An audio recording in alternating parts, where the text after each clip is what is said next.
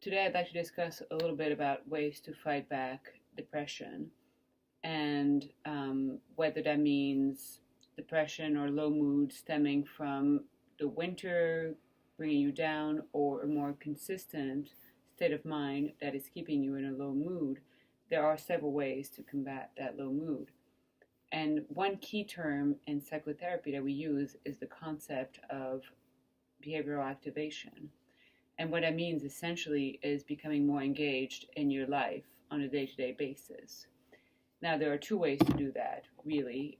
One is by doing activities that give you an inherent sense of enjoyment, like going to the movies, playing a game, going out to dinner with your friends, whatever generally give you a sense of pleasure, versus activities that give you a sense of mastery, whether that's getting a chore done, working on something that's important to you, whatever gives you a sense of accomplishment, basically. Sometimes the two can overlap, sometimes they can be different. Like watching a movie could be fun, but not really give you a sense of mastery.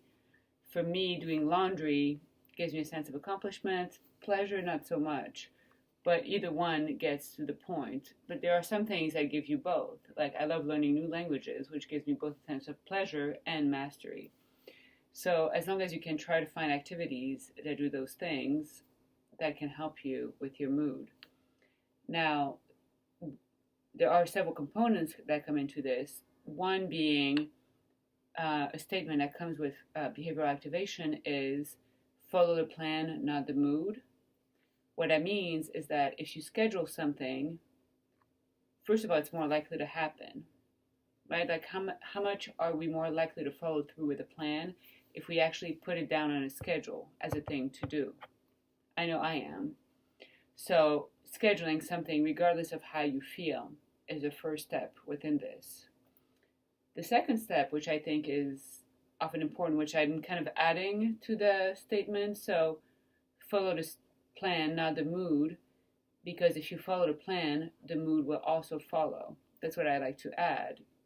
And what that means is that a lot of times when you plan something and you follow through with the plan, a lot of times your mood will actually be less bad than it was before you followed through with the plan. So actually following through with the plan can improve your mood altogether. You might not feel as excited as you might have hoped, or you might have not felt as intensely happy as you once did doing this thing.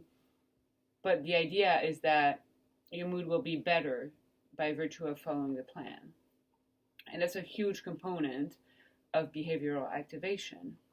Now, there are so many ways to do that. But one factor that I really want to mention here is the importance of social support in mental health. There's a lot of research out there showing how having a greater amount of social support really helps with mental health. So what do we mean? What is social support? So again, research breaks social support down into four distinct categories. One being tangible support, which means if you need help in some way, if your car breaks down, can someone pick you up? If you need to borrow $100, can someone give you that money? If you need someone to double check an email you want to send, can someone do that? So it's like very obvious behaviors that someone can do for you as a measure of support. So that's number one, tangible support.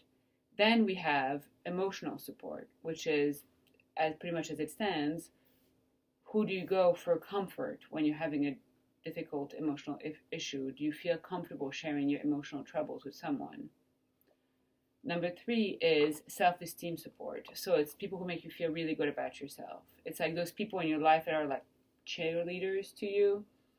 For example, someone who will say, you look great today, I love your outfit. Or if you have an interview, someone who will say, they're so lucky to have you, you'll be great, you'll do a good job, you're amazing, you're the most wonderful. And some people are really good about that. Then the number four is belonging support. So it's the idea of, do you feel like you belong to a bigger community? Do you have a sense of connection with something bigger than you, whatever community that might be? So those are really four big categories of social support. And so what I'm saying about that is that there are so many ways that you can foster that. Now, research also shows that the quality is more important than the quantity. So you don't need a lot of people in your life to feel like you have social support. You just need those people to fulfill either tangible, emotional, self-esteem, or belonging support. Number two is that face-to-face interactions actually do make a difference. So research is showing that face-to-face interactions actually matter more in mental health. So I know it's so easy in this day and age to just feel like you're socially connected through online social media, but really spending quality time with the ones that you love makes a huge difference. So the take-home points here is to foster mental health is to really make sure you find the time to build connections with those that are here for you emotionally, who can actually give you tangible support and give you a sense of bigger connection to a bigger community, because that's what essentially has shown to really help with mental health. So that will be my take-home point for what is one way to build greater activation or behavioral activation in this